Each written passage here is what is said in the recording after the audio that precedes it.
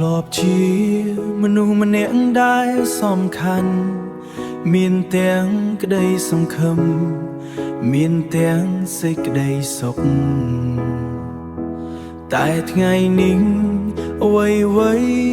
កែប្រែ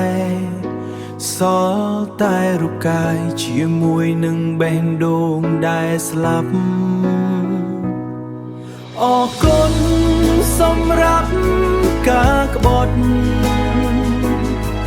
អរគុណដែលធ្វើឲ្យដឹងខ្លួនថាស្មោះចំពោះមនុស្សខុសឈឺចាប់ណាស់តែមិនបង្ហាញទេឲ្យស្ងួនបានសុំចុះជាមួយគេបានសុំចុះជាមួយគេ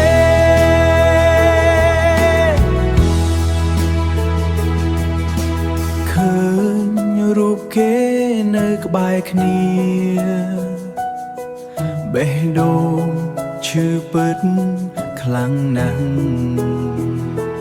តែត្រូវទ្រាំព្រោះអស់សិទ្ធហើយតាំងពីថ្ងៃដែលនាងបែកខ្នងអរគុណសម្រាប់ការក្បត់អរគុណដែលធ្វើឲ្យដឹងខ្លួនថាស្មោះចំពោះមនុស្សខុសឈឺចាប់ណាស់តែមិនបង្ហាញទេឲ្យស្ងួនបានសុំចុះជាមួយគេបានសុំចុះជាមួយគេ